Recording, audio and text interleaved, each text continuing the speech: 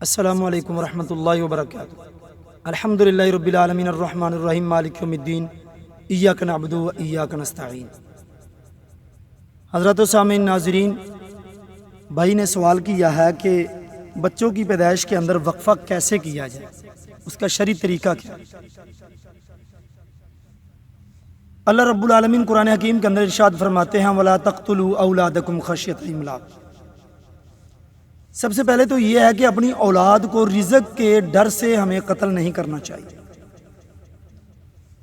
لیکن اگر ہم اپنی اولاد کے حوالے سے بچوں میں یعنی اپنے بچوں کے اندر اگر ہم وقفہ ڈالنا چاہتے ہیں تو اس کے ڈالنے میں کوئی قباحت نہیں ہے۔ بچوں کی پیدائش کے اندر وقفہ ہونا چاہیے، جیسا کہ قرآن کے اندر آتا ہے حولین کاملین، کہ ماں جو ہے اپنے بچے کو 2 سال مکمل دودھ پلائے۔ تو اس صورتحال کو دیکھتے ہوئے ہمیں بچوں کے درمیان وقفہ کر لینا چاہیے، لیکن ہم یہ دیکھنا چاہ رہے ہیں کہ بچوں کے وقفے کرنے کے لیے ہم طریقے کون سے استعمال کرتے ہیں۔ جیسے بسا اوقات ایسے بھی ہوتا ہے کہ عورتیں جو ہیں اپنی نس بندی کروا لیتی ہیں، مرد جو ہے وہ نل بندی کروا لیتے ہیں، اور اسی طرح سے عورتیں جو ہیں وہ کاپرٹی جو ہے اس کا استعمال ہو جاتا ہے، یا میڈیسن یوز کر لیتے ہیں، انجیکشن لگا لیتے ہیں، یا اسی طرح سے کنڈوم جو ہے اس کو استعمال کیا جاتا ہے۔ لوگ مختلف ذرائع اور جدید طریقے کے مطابق اپنے بچوں کے درمیان وقفہ ڈالنے کے لیے یہ سارے کے سارے ذرائع، اس کے علاوہ بھی کئی ہیں جو لوگ استعمال کرتے ہیں، کسی نہ کسی طریقے سے بچوں کے درمیان وقفہ ہو جائے۔ اب ہم نے دیکھنا یہ ہے کہ کیا یہ سارے کے سارے طریقے جو ہیں کس حد تک ہمارے لیے جائز ہیں، ہم کس حد تک یہ سارے طریقے استعمال کر سکتے ہیں۔ اور ان سب چیزوں سے پہلے ہمیں یہ خیال کرنا چاہیے کہ ہم بچوں کے درمیان وقفہ کیوں ڈال رہے ہیں، وقفہ ڈالنے کا وجہ کیا ہے، ریزن کیا اس کا۔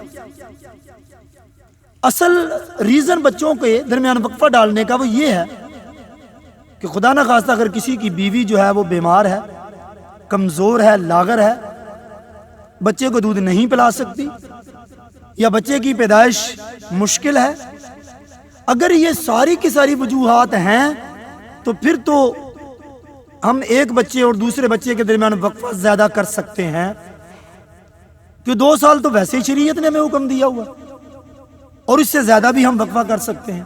لیکن اس کے اندر جو مین چیز ہے وہ یہ دیکھنی ہے ہم نے کہ بچے کے درمیان وقفے کا جو طریقہ ہے، کبھی بھی حمل جب عورت کو ٹھہر جائے اور اس کے بعد جو اس عمل کو ضائع کیا جاتا ہے، یہ شریعت کے اندر برا ہے، یہ شریعت کے اندر گناہ ہے، شریعت اس کی اجازت نہیں دیتی۔ چونکہ کنڈم یوز کرتے ہیں، اس میں عورت حاملہ نہیں ہوتی، ٹھیک ہے، اس حد تک چل سکتا ہے۔ اگر عورت حاملہ ہو جائے، خواہ 1 دن کے لیے، خواہ 2 دن کے لیے، اس کے بعد اگر وہ حمل ضائع ہوتا ہے تو یہ گناہ ہے، اس کی شریعت میں اجازت نہیں ہے۔ اور باقی حاملہ اگر عورت ہو ہی نہ تو اس حد تک جو بھی ہم ذریعہ استعمال کرنا چاہتے ہیں وہ ہم کر سکتے۔ اگر ہم طریقہ نبی کو دیکھیں تو طریقہ نبی تو اور طریقے سے ہے، وہ اور طریقے سے ہمیں بتاتے ہیں کہ ہمیں کیسے بچوں کے درمیان وقفہ جو ہے وہ ڈالنا چاہیے۔ اور اسی طرح سے ہمارے ہاں اگر نل بندی اور نس بندی کروا لیتے ہیں جس سے مستقل طور پر بچے کی پیدائش بند ہو جاتی ہے، تو یہ بھی ٹھیک نہیں ہے، یہ بھی شریعت میں غلط ہے۔ چونکہ ہم عارضی طور پر ہم وقفہ ڈالنا چاہتے ہیں، نہ کہ کام ختم کرنا چاہتے ہیں۔ تو وقفہ ڈالنے کا طریقہ، اللہ کے نبی صلی اللہ علیہ وسلم کے پاس ایک صحابی آیا، اس نے کہا یا رسول اللہ، میری بیگم کمزور ہے، لاغر ہے، بچے کی پیدائش نہیں کر سکتی، اس کے لیے مشکل ہے، مجھے طریقہ بتائیں میں کیا کروں۔ آقا علیہ الصلوۃ والسلام نے بہترین طریقہ بتایا۔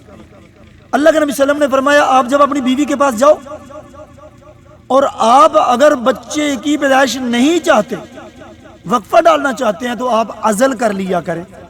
عزل کیا ہے کہ جب آپ فارغ ہونے لگیں، آپ جب ہی منی کا اخراج ہونے لگے تو آپ بیوی سے الگ ہو جائیں۔ اس کو کہتے ہیں ازل۔ اللہ کے نبی صلی اللہ علیہ وسلم کے زمانہ میں یہی صحابہ کرام کیا کرتے تھے، اور اللہ کے نبی صلی اللہ علیہ وسلم نے صحابی کو یہی طریقہ بتایا ہے۔ لہذا شریعت میں ہمیں ازل کرنے کی اجازت ہے، اور ازل اسی طرح سے ہے کہ جب آپ کی حاجت پوری ہونے کو ہو، آپ بیوی سے الگ ہوں، ہم بستری کے دوران بیوی سے الگ ہوں، اور باہر جو ہے آپ اخراج کر لیں اور منی خارج ہو جائے، تو اس کو ازل کہتے ہیں۔ یہ شریعت کے اندر جائز ہے۔ باقی جو ذریعے آپ کو بتا دیے ہیں ان کے ذریعے سے بھی آپ وقفہ ڈال سکتے ہیں، لیکن ان میں ایسا ذریعہ، ایسا طریقہ استعمال نہیں کرنا جس سے مکمل طور پر آپ کی نس بندی ہو جائے، اور یا آپ بعد میں کہ اگر بیوی حاملہ ہو جاتی ہے یا 2 دن بعد یا 4 دن بعد، بعض ایسے لوگ بھی ہوتے ہیں اللہ معاف کرے 2 4 5 مہینے گزر جاتے ہیں، پھر جا کر ایبورشن وغیرہ کروا لیتے ہیں، وہ ختم کر لیتے ہیں۔ یہ طریقہ سارا غلط ہے۔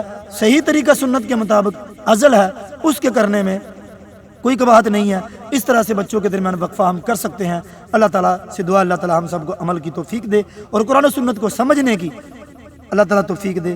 وما علینا الا البلاغ، والسلام۔